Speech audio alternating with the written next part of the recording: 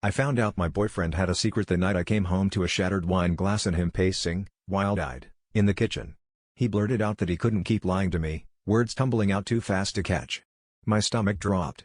I thought he was about to confess to cheating, and I braced myself for the pain, ready to scream, cry, anything.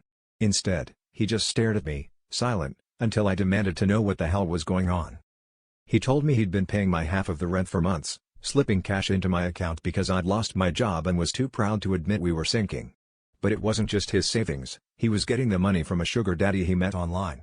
"It's just dinner, just company, nothing physical," he said, hands shaking, but the words barely registered. I felt the room tilt, the trust between us snapping. He wasn't sleeping with anyone, but he was selling pieces of himself to a stranger, also I wouldn't feel like a failure. We screamed at each other, voices echoing off the bare walls, accusations and apologies tangled together. I called him a liar, he called me ungrateful. He said he did it for me.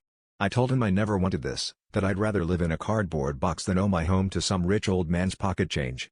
I watched the person I loved become a stranger in front of me, someone who could keep this from me, who could look me in the eye and pretend everything was fine.